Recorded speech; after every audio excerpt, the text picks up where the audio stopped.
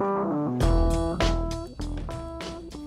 right, we're here today to talk about Ted Williams. We're here to talk about Ted Williams in the context of a documentary that's premiering on American Masters called Ted Williams, the Greatest Hitter Who Ever Lived. And the man who made the documentary, Nick Davis, is in studio with me. We'll be talking to some other people along the way. I ask you not to be intimidated by this topic if you're not a sports fan. You don't need to be a sports fan to understand this.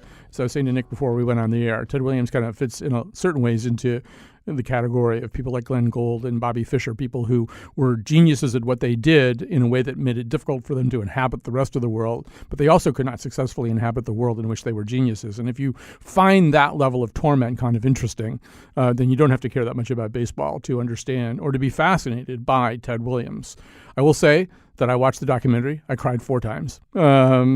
I can't guarantee that you will. But so some of this, quick point of host privilege. So when I was growing up, I spent a lot of time at my grandmother's apartment, a walk-up apartment in Plainville, Connecticut.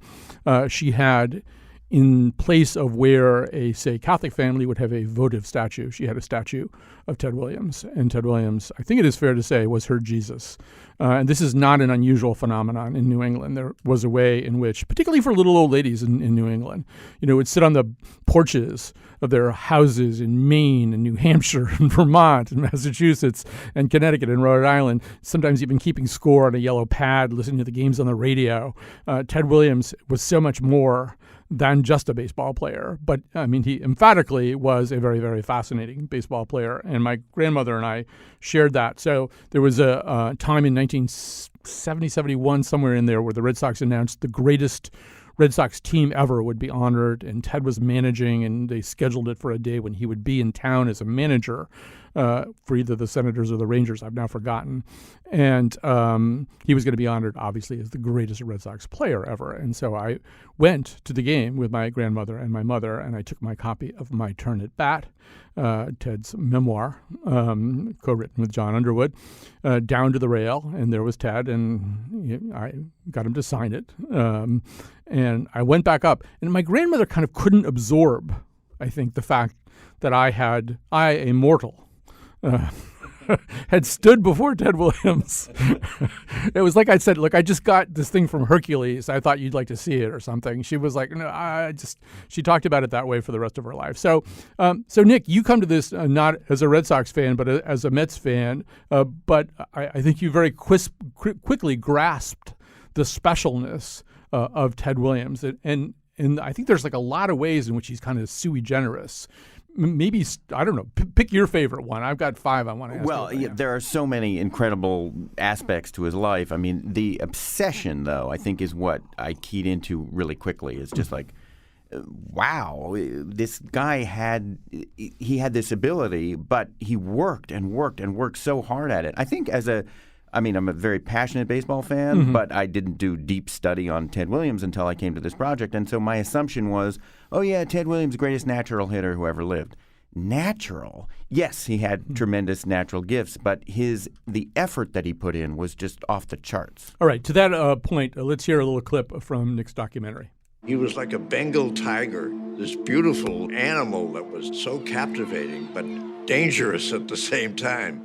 If I had met Jesus Christ himself, I couldn't have been more overwhelmed. It was like being in the presence of a deity. He was almost a godlike figure. He's a baseball god. He really studied his game. He was a master at it. He loved putting on a show. To look at, he was gorgeous. He was a beauty to watch. He loved his swing. He had a beautiful swing. His swing was a work of art. His bat being the brush and Fenway Park is the canvas. What he said himself was that his only desire was to walk down the street and have people say, there goes the greatest hitter who ever lived. He took that one aspect of baseball and perfected it. Baseball holds out the possibility of perfection, and keep hitting, the game never ends. So it's out there. He was so focused on what he wanted to do, and it was to the exclusion of everything else. He was obsessed with hitting. Everything about him is interesting in this gnarled, difficult way. I mean, he was that way himself. What's the matter with him? What do you constantly ask about that? What's wrong with this guy? What a weirdo. What a great hitter.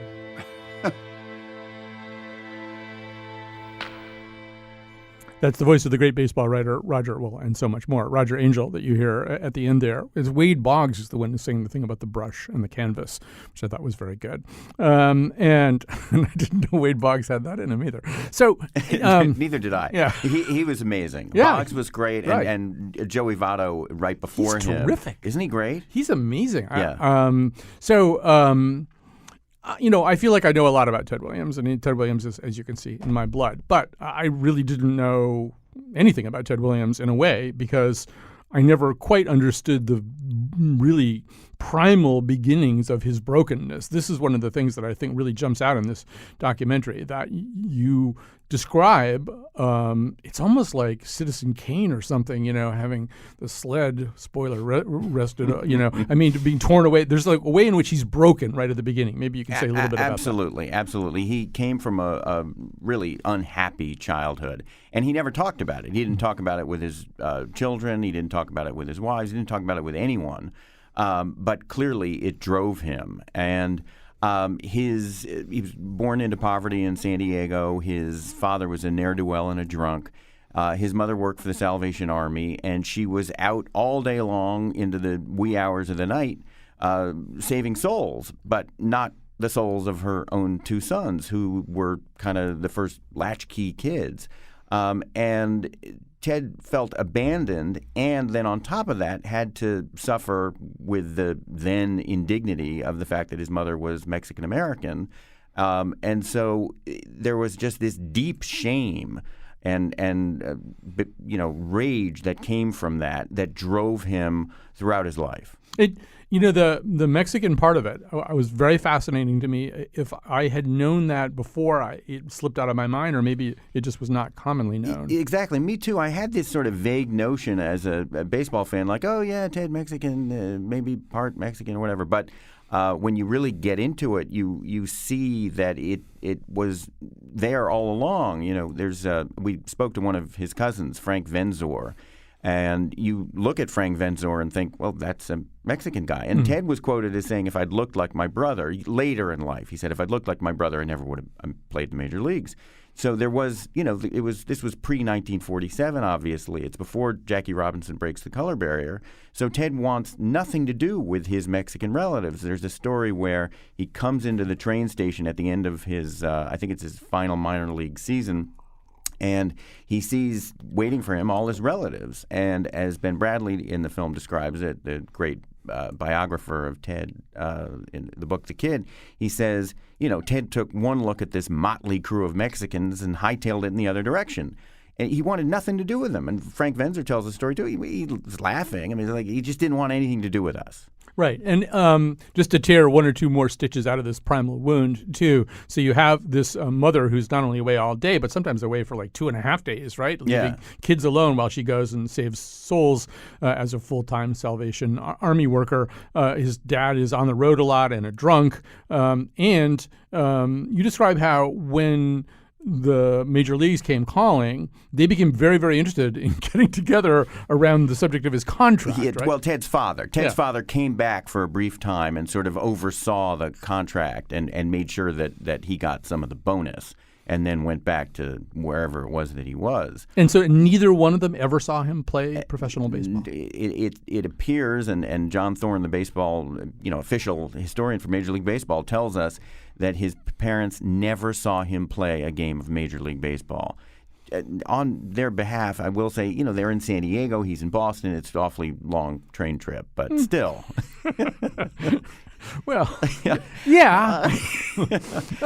So I just feel like other parents probably would have made that trip. But so, and what you get is, and I don't want to like DSM-5 this guy, but there is something called borderline personality disorder where people who have that diagnosis often can't really modulate between a slight and a profound wound. Yeah. And Williams seems like that guy very early on. In the documentary, they talk about, by his second season, after this prodigious rookie year, by his second season, anytime he seemed kind of normal, there might be, 100 people out of 25,000 people booing, Yeah. And that was more than he could stand. Yeah, he would seize upon any slight. It's interesting. It's a great question because I don't know whether that's being overly sensitive or Ted knowing himself and knowing that he hits better mad. And so sort of almost like, picking at a scab intentionally so that it can drive him to even greater performance. Right. But he decides that, I think in that second season. Yeah, I'm not gonna tip my cap. He's not going to tip his cap to the crowd. No, if you SOBs are going to boo me, you don't get to. I'm going to give it right back. And also at that time, he completely. I mean, there's a lot of athletes who don't like the press, but this goes into a different area. I mean, and there's a lot of athletes who their way of solving that problem is to never speak to the press again. Ted, I got the feeling, didn't exactly do that. Once again, maybe he just thought, I'm better off just openly hating these people. It'll fuel me. Yeah, I mean, he didn't have a public persona, He just, what you saw was what you got with Ted. And so he'd be angry at the press and he'd tell them so, and they'd write nasty stories about him, and it would go back and forth like that. But no, he didn't try to hide from them or pretend he liked them. So one of the things you and I were talking about before we went on the air, so My Turn at Bat, which is, he has a co-writer on this, and I read it like 5 times or something as a young person. He takes all of that, or he and his co-writer take all of that, and it's really kind of a funny book in a lot of places. And there's one story that that stayed with me. I haven't read the book in years, but as you point out in the documentary, he often preferred the company of like firefighters and cops and people like that or the clubhouse manager Johnny Orlando to his fellow baseball players or anyone else. And there's a moment where he's in the book where he's had a bad day and he's furious, and the crowd's maybe been on him, and he's throwing his stuff into the locker, and in the presence of the press, he says, "Screw it. I'm just going to go be a fireman." And they, of course, take it and run with it. Yeah. And they've got all these headlines. And he goes, and I think he plays in Chicago. That's the next place he plays. And as he steps up to the plate, sirens go off. And like out in center field, they've given free seats to the entire Chicago Fire Department. They all put their helmets on, and it's all this stuff, and they're ringing bells and stuff like that. Yeah. And I think actually some of the players, like in the dugout from Chicago, are ringing fire bells and stuff. And it's all, there's this thin-skinned guy, so what can we do to him? Yeah. Well, I mean, I think he did have a good sense of humor and a decent sense of humor about himself. There's another great story that we just didn't have time for, but it'll be in the DVD extras and stuff, where maybe this one, the Pedro Ramos story. This rookie pitcher for the Washington Senators strikes him out, and then after the game goes into the Red Sox clubhouse and asks Ted Williams to sign a ball. And Williams he can't believe it. But, the other Red Sox players are kind of laughing, and Williams is like, all right, he signs the ball, hands it back to the kid. Sure enough, 3 or 4 weeks later, the Senators come back to or are playing the Red Sox again. Williams, facing Ramos, hits a prodigious home run deep into the stands. And as he's rounding first base, he tells Ramos, I'll sign that son of a bitch, too, if you can find it. And I'm sure that wasn't the only expletive that he probably used. Probably one of the points not. that you make in the film is that he could string swear words together in a more creative way than almost anybody. Yeah. So I want to play another clip here. This because this sort of gets to some of the things we're talking about. There is a way in which the more you watch him, the more he does strike you as lonely. And lonely, I don't know, Updike in his famous piece about Williams compares him to Achilles. There's sort of a sense in which he's sulking in his tent a lot of the time, but he's sulking alone. So let's just hear a little bit more from the documentary. I think he was lonely. I think that he had a difficulty making attachments. There were certain teammates that he was close to, but he seemed to be more comfortable with regular guys, cops, firemen, clubhouse boys. Maybe in any relationship like that, he would be the dominant figure and maybe therefore more comfortable. When his first child arrived, Ted was off fishing in Florida. And when sports writers talked to him about it, he was not happy to talk about it. He said he'd planned to be there, but the baby came 2 or 3 weeks early, and he said he couldn't get a flight back, which was probably baloney. He took a lot of heat for that, but he was Ted Williams. He was going to do things his way. It was sort of symbolic of Ted's domestic relations that happened. Ted was certainly couldn't have been easy to be married to. He was this great star, and he took full advantage of the privilege of being a star. Ted and his first wife had a messy divorce in which Williams, trying to lower the alimony, threatened to retire from baseball. We missed the first few months of the season. And then as soon as he reached a settlement with his wife, unretired and came back. You're hearing from the documentary Ted Williams, The Greatest Hitter Who Ever Lived, which premieres on American Masters on Monday here on CPTV at 9 p.m. I'm here with Nick Davis, who made this documentary. Listening to all that and the other stuff, the spitting at the fans, and, one of the things that he can't be, he really is arguably the greatest hitter ever. But I don't know if you were watching the All-Star game on Tuesday night, but there's one point where the guy who's probably the best player in baseball right now is Mike Trout. He's standing out in center field, and somehow or other they mic him up so he can talk to the guys in the booth while he's playing center field. So he's watching and he's talking, he's watching and he's talking, and he's, joking with them, but also talking, seriously answering their questions. And in fact, the last thing that happens is that there's maybe a 3-2 count, and Trout, who's standing there in center field playing the All-Star game, goes, "What do you think it's going to be? Slider inside?" And then the guy throws it, and you hear Trout go, "Nope, heater." And you just think, this is so far out of the range of what Ted Williams would do. There's that term, ambassador for the game, right? Yeah, and Mike Trout is yeah. a great ambassador for baseball. Yeah. And Williams really was an anti-hero before that term was in circulation. Yeah, I mean, he was huge and larger than life and was such an icon of the game, but he would not have been a representative of the game in any kind of public way. He wasn't DiMaggio, the great DiMaggio, Hemingway wrote about.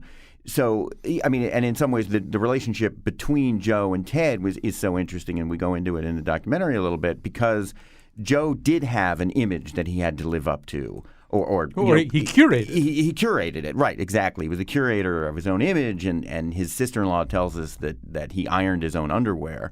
But, Ted just let it all hang out and was not that way. So he wasn't gonna be nice for the sake of the game. Right. I think, once again, I'm taking the risk of a little bit of psychoanalysis, but there's a way in which DiMaggio very much courts the love of the public and plays the role of a conventional kind of crossover celebrity, up to and including marrying Marilyn Monroe.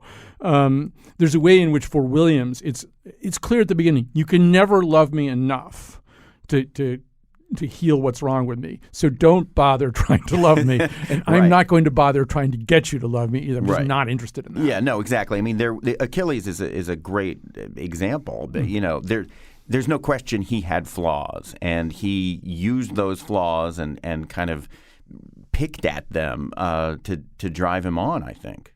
What the other thing that Williams has, despite everything that we're just saying, so he's sort of an anti-hero.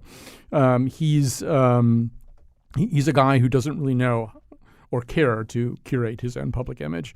But he also has, I think maybe it's a product of that intensity and the sort of a Achillean quality, if we're going to go with that, a flair for the dramatic. There's just a way in which there's certain things that he does. Probably, and so you have never before seen in this documentary. You have color footage of the last swing he ever took as a major league player. It was the occasion for a fabulous John Updike essay in the New Yorker. But you got this somehow, right? Yeah, incredible kismet and luck. The last game, Ted's last game, has become so mythical in large part, I think, because of Updike's piece, Hub Fans Bid Kid Adieu. And, everybody wanted it. Everybody wanted him to hit a home run. There were only 10,000 fans at the game that day, but Ted delivered. But so this is this mythical moment in baseball history, and we've been working on this film for over 2 years and had got all the footage from everybody, and there's this, black and white footage that everybody's seen a million times, and it's okay, it's good. But on the day before we finished the film, we locked the picture. I got an email out of the blue just to my info at, Nick Davis Productions email address from a guy in Boston who had been, I think, a 19-year-old art student who cut school that day, took his 8mm camera. Marty Zapruder, actually. It was Abraham's grandson. Right.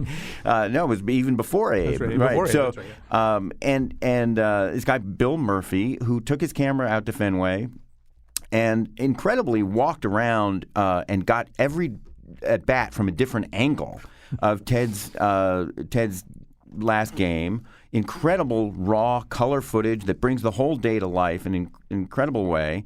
And then you had it developed, showed it to some friends and family, and then stuck in a drawer for over 50 years.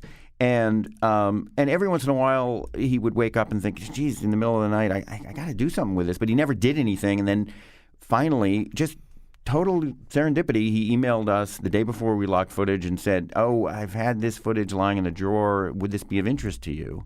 I was like, would this be of interest? It's the Holy Grail. Yes, it would be of interest. Send it on. So we pushed our schedule back and got the footage. It's incredible, and it gives such drama, even more drama to that day to have this footage bring everything to life. You also have, is it Jack Fisher? Is that his name?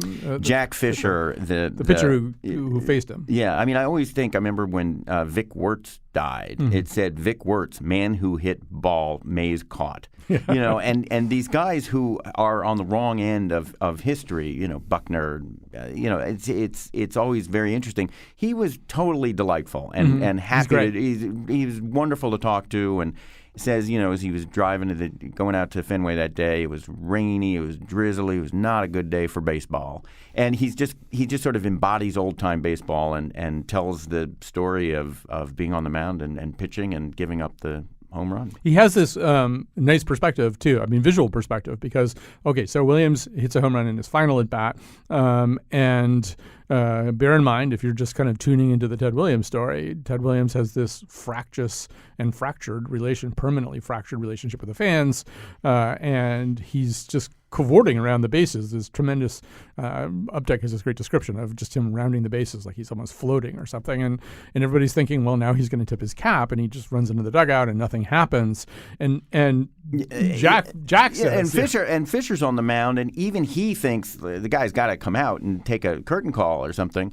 And he takes his time. He picks up the rosin bag. He's just sort of wasting time. And he looks in the dugout, and Williams waves at him and says, "No, I'm not coming back." And at this point, the umpires and the players, everyone is beseeching him. Come on, let's go. But as Updike famously wrote, "Gods do not answer letters." Right. And I mean, it's an interesting thing too, because I mean, another part of one of the other stories that you tell, and I think we'll get to it a little bit more in the next segment, but, you know, those last two games, the year that he hit 400, but you start with a description of the fact that, so here's this incredibly tense day. Is this guy going to be able to hit 400? And the umpire is brushing off the plate, and he's like talking to Williams saying, you're going to have to be loose. If you want to hit 400, you're going to have to be loose. Umpires typically do not give advice, you know, particularly in the presence of the other team's catcher. And so here's this notion of this guy who's so hard to like in some ways, but I think people also kind of appreciate the quest he's on. Well, the respect that he earned. At another point, Jim Cott tells us that, you know, when you were facing Williams, you know, anything close, if he took it, the umpire's going to call it a ball, because if Ted took it, it must be a ball. Right. I mean, he engendered this respect and awe and admiration from the other players, as difficult and as prickly, and the umpire, clearly, as prickly as he must have been. So, yeah, you know, umpire Bill McGowan says, you know, in order to hit 400, a man has got to be loose. He's got to be loose. So my least favorite thing to talk about in connection with Ted Williams is the whole cryonics part of it. And although it does fit with the notion of immortality, if we're going to talk about sort of godlike beings and stuff like that, but we should say something about this anyway, because in a weird way, it's the only thing baseball fans do know about him. Isn't he the guy who got frozen? Yeah, I mean, non-baseball fans, absolutely. It's like that's the one thing they remember. And it's unfortunate, but there is something kind of fitting about it, because it's weird and gnarled, just like his life was. You know, for me, we have a PBS hour to tell the story of this man and his life and what drove him. So what happens to him after his life ends, it's not actually that relevant, except for why in the world did he agree to do this? And Claudia Williams, his daughter, who's incredibly eloquent and articulate. She's wonderful. Yeah, and also you feel, what I like best about Claudia is you feel him in her interview. You sort of get the sense of like, what an interesting, complicated man he was just by just seeing it in her eyes. Yeah. And, well, first of all, once I went to her, obviously a key interview for us was getting her.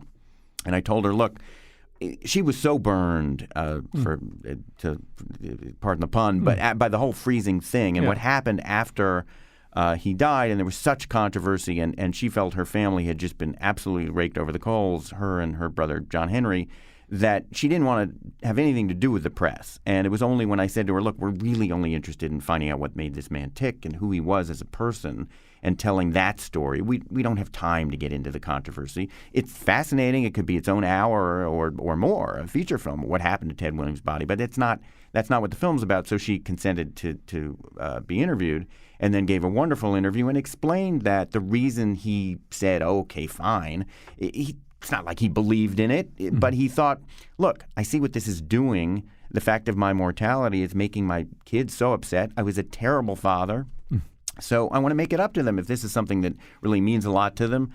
Hell, I don't know. I mean, 1,000 years ago, we didn't have a device that could, communicate across the globe with other people and have all the information the world's ever had on it. So maybe it'll happen. Who knows? Why not? I'll do it. Maybe I can be a great dead father. Exactly. All right. We have to take a break here. Okay. We want to talk a little bit more. We're going to get down to baseball brass tacks even more when we get back. We'll also be talking about Moxie, the great New England beverage associated with him at the end of the show.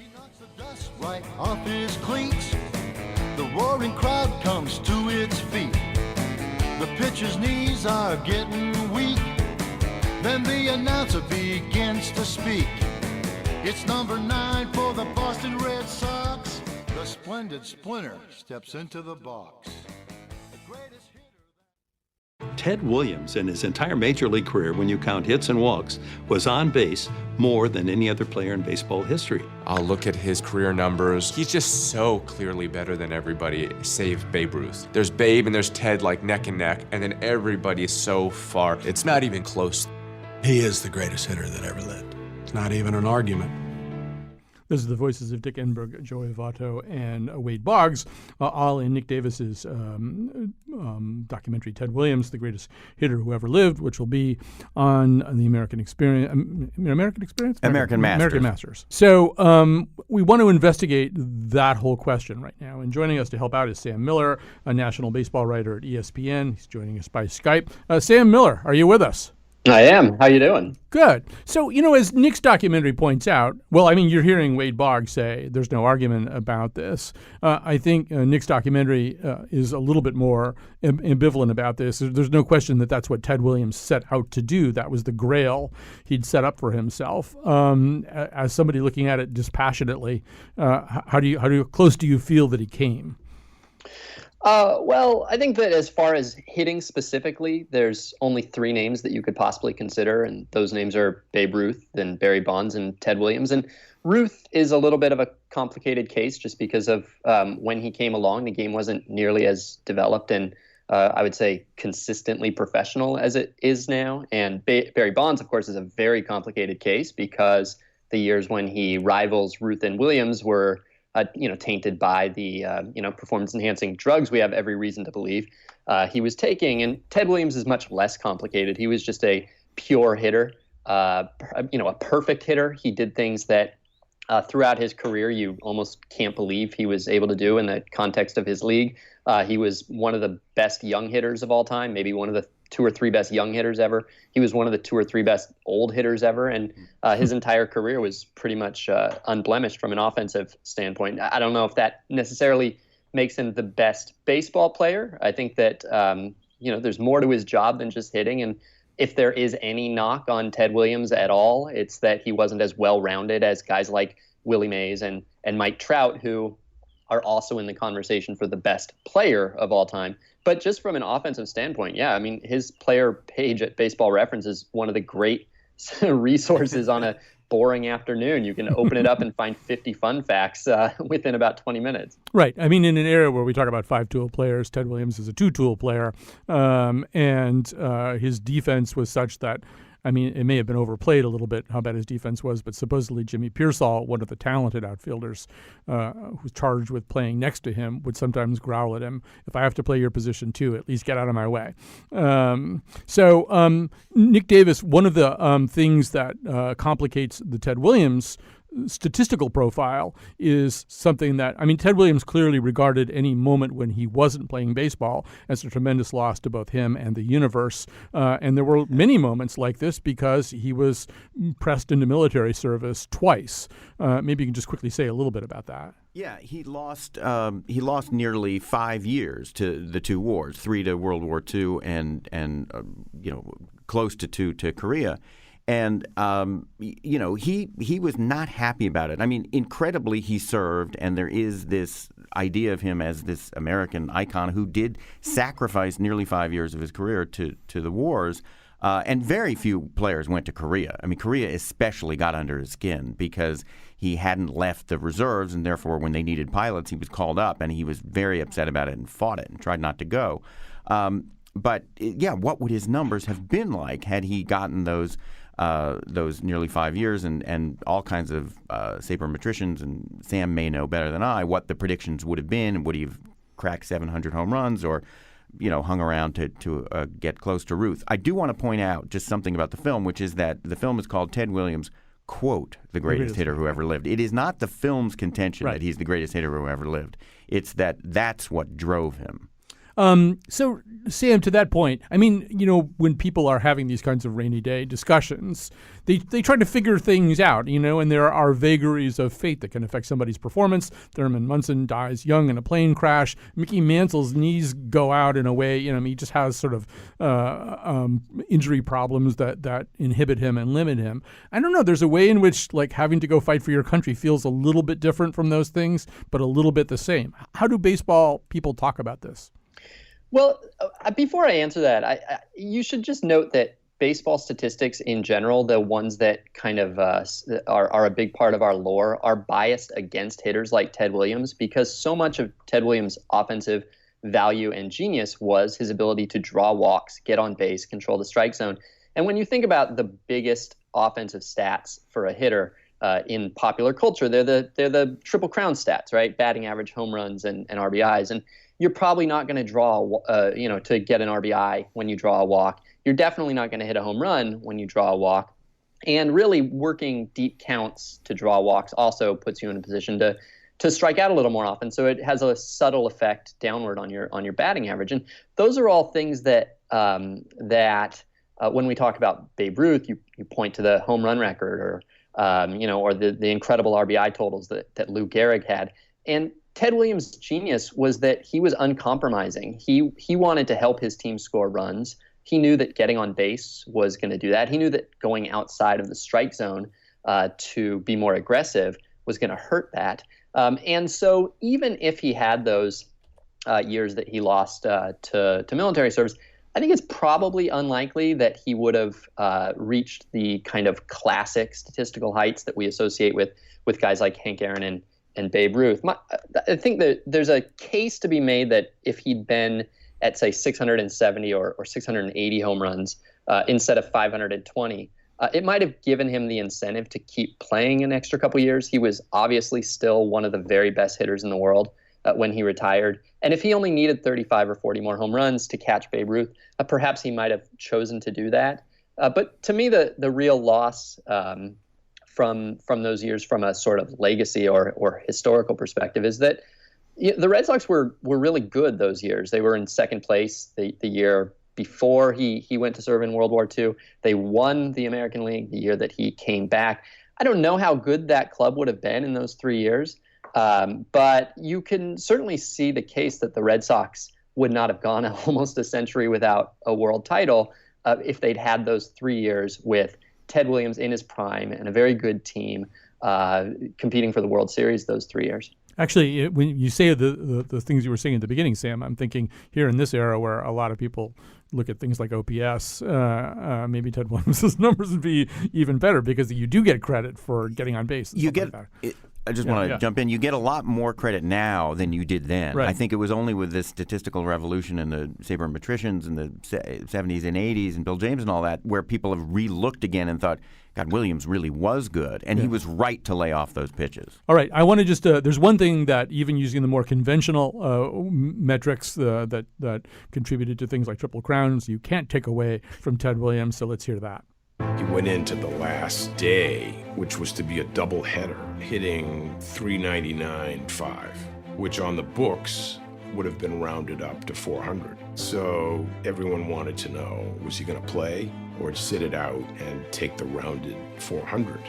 Joe Cronin, his manager, thought he would bench Williams. Joe Cronin, the manager, says, you can sit if you want. Well, I never give it a thought about not playing. I knew I was going to play, and there's no doubt about it. He was going to earn it.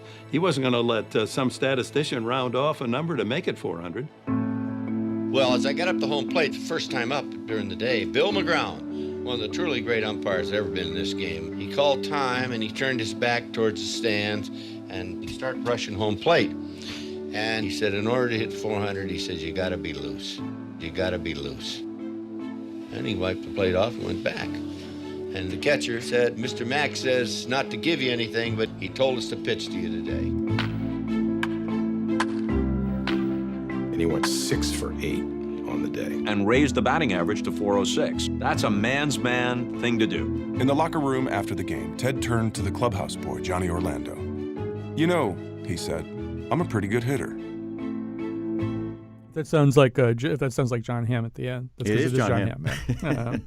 So Sam, I kind of already know what your take on this whole hitting 400 thing is because you're on the record about it. So tell us what you think of this feat and the likelihood of it being equaled.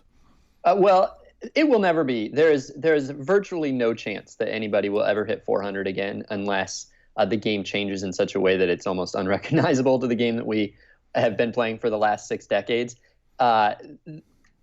Records are they're tied to the era they're played in.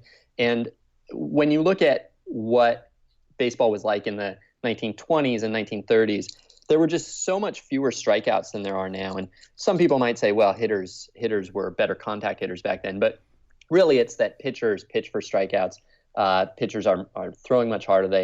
There are many more relievers coming in throwing 100 miles an hour, and even the extreme contact outliers are striking out 4 and 5 times as much as the contact hitters of that era. And if you look at batting average as a pretty simple mathematical equation between how often you strike out and make an out, how often you hit a home run and get a hit, and then what percentage of balls that you hit in the field of play land safely, you add all these strikeouts that we have today, and the math becomes virtually impossible. Nobody's really come close in an extremely long time, and the trend is just going more and more. Nobody, I think, in this decade has carried a 400 average even into June. So it's basically impossible, and that might seem like in some ways it diminishes what Ted Williams did because it ties his accomplishment to his era. And that's probably fair. That's probably true. I mean, I don't think Ted Williams' greatest offensive achievement is that batting average. I think it's his career on base percentage, which is to me a lot more impressive. But even at the time, it was almost impossible to hit 400. There were, I think, 9 400 hitters between 1920 and 1930. And after that, the game had already started to change. And there wasn't another one until Ted did it in 1941. And so he was already a real outlier, and his season is remarkable. And when you look at what he did that year, he hit 37 home runs and struck out 27 times, which is just unthinkable in this day and age. Well, it was unthinkable in that day and age too. So that probably speaks to how out of time he was. It's just kind of interesting to me that we're having this conversation, Sam, at the time when there is another season unfolding that involves the Red Sox and the Yankees. I mean, we've been talking about Williams and DiMaggio for a while. There's a season unfolding here. Nick is a Mets fan, so we just have to make him a cup of tea and wish him well. But there's a season unfolding here that feels as though it has some of the kind of history potentially attached to it. There's these two teams that, are playing kind of above just about everybody else at this point. And J.D. Martinez, in some ways, has a little bit of Ted Williams in the sense that he's the designated hitter for the Red Sox. He's apparently obsessed with watching video of previous at-bats and kind of cataloging any mistake he might have ever made and that kind of stuff. There's a way in which Benintendi has that beautiful, beautiful swing you associate with Williams. So, Sam, I'm assuming as a baseball writer, you think this season has some real potential to it. I mean, every season has a lot of real potential to it. It's a great sport because nobody's writing down a plot for them to follow, and almost anything can happen any year. I mean, you mentioned the two teams, the Yankees and the Red Sox, are both on pace to win 107 or more games, and one of them is going to have to fight through a wild card, and that's already a great storyline of the year. But the Astros are also an incredible team, and some of the individual performances around baseball are, I mean, we have a hard time recognizing just how great the best of our era are. And Ted Williams was, I think in a lot of ways, was overlooked during his own time. He was constantly underappreciated in MVP voting. He was criticized for fairly petty shortcomings. And right now, I think that we have an all-time great player in Mike Trout. We have a all-time great player in Mookie Betts. I don't know that we treat either one of those as historically significant as I think they are. In 70 or 80 years, people are still going to be talking about what Mike Trout is as a player, what Mookie Betts has done as a player this year, and probably what the Astros, Yankees, and Red Sox are doing as three unbelievably strong teams fighting against each other in one league. You know, Nick, a few seconds ago, I committed an act of apostasy by saying, well, J.D. Martinez kind of reminds you of Ted Williams and his obsessive study of hitting, and Benintendi's got that sweet swing. It's really kind of wrong in an oddly almost, theological way to say anybody's like Ted Williams. But there's somebody in your documentary who is used as a Ted Williams simulator, a guy who just did get called up to the Astros, I think. And there was an instinct to maybe protect this guy, right, from those comparisons? Yes, there was. I mean, we wanted to use some very tasteful and almost hidden recreations. And I think a lot of people who've seen the film, we've had some private screenings and stuff, we'll talk about the recreations afterwards, and they say, what recreations? I didn't catch that.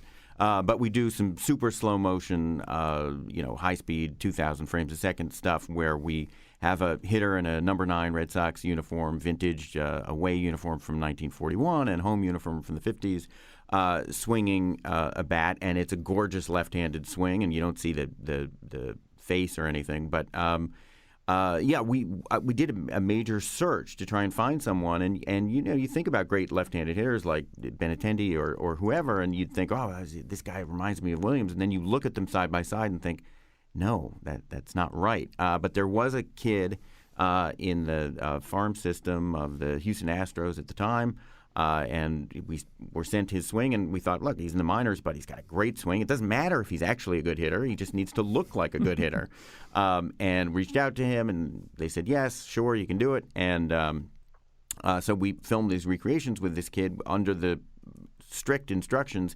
Sure, you can do it, but you can't name him because you don't want anybody saddled with that. As you were just saying, you don't want anyone coming up. And as a Mets fan, I can tell you, when the black Ted Williams arrived in the form of Darryl Strawberry, it was tremendous pressure to put on a young man, and Strawberry didn't exactly rise to the occasion ultimately. But anyway, we got this guy, and then the Astros in spring training just started calling him Ted because of the way he looked. And they didn't know that we'd done this film. Anyway, kid's name is Kyle Tucker, and he's been called up, and so now he's playing left field for them. And he's been outed too. All right, so thanks to Sam Miller, a national baseball writer at ESPN. Nick Davis is still with me in studio, producer and director of Ted Williams. Quote, the greatest hitter who ever lived, close quote. We'll be back to talk about Moxie, which is a big part of the story, as far as I'm concerned.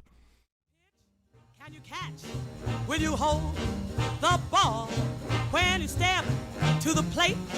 Will you swing and fall? If you play, you gotta know how it's done. Can you catch? Can you hold a hard one? Usually, Wolfie says the credits right here, but she's not around today, so I'm going to say the credits. Katie Tolarski is running the board today.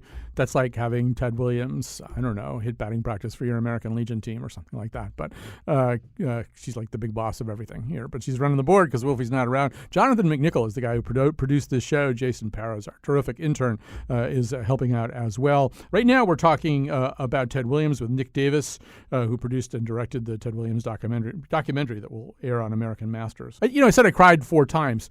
One thing I just want to emphasize here is that if you're not a baseball fan, you'll cry 2 times. If you can get through the kids with cancer scene without crying, there's something wrong with you.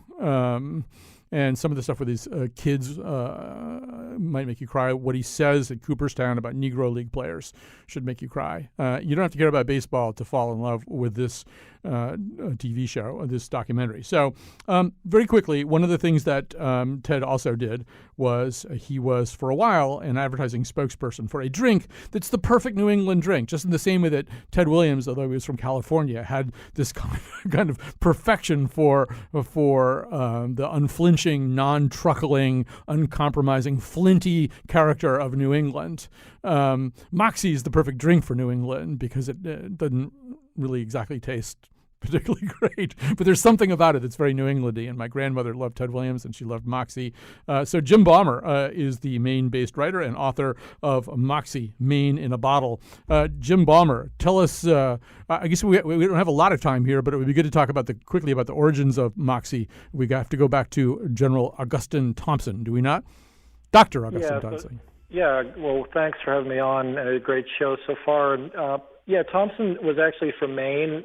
He was born in Maine, but he actually invented the drink when he moved to Massachusetts. So certainly a New England drink. It gets attached to Maine, but it's safer to say it's definitely a New England-based drink.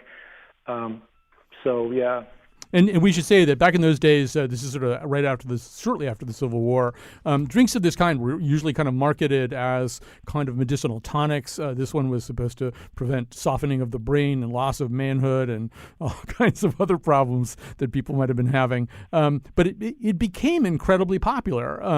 By the 1920s, I think it's for a while outselling Coca-Cola. And so can you just quickly talk about the advertising of the drink? Because that's one of the reasons it was outselling Coca-Cola. They were very creative about marketing.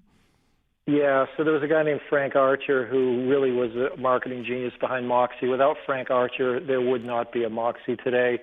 He would have been the Ted Williams of marketing, so to speak. And, as he sort of was phased out at the end of his life, which is pre-World War II, Moxie really began to languish. So Moxie went from being a soft drink probably close in proximity to Coca-Cola and Pepsi in popularity. And then after World War II, they really struggled. And part of it was Archer was out of the picture. They had no real clue on how to market the drink, and then latched on to Ted Williams in the middle 50s. But they even had a hard time deciding whether or not to pull the trigger on, signing Ted up. And, he was being paid next to nothing. They paid him $1,000 a year, which is about $10,000 in today's money, with stock options and with a company that was really, some people thought was going down the tubes. Well, fortunately it didn't.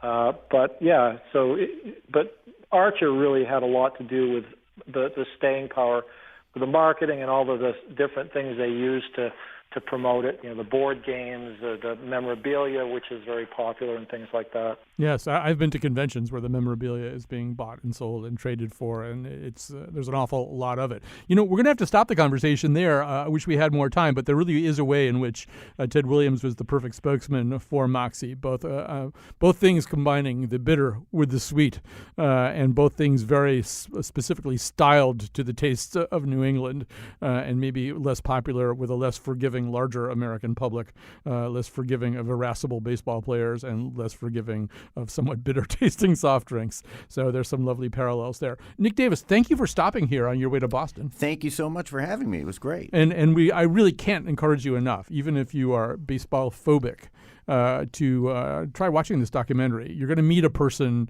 who's so much more complicated than baseball itself. We didn't even get into things like fishing, which probably you're not a fan of either if you don't like baseball.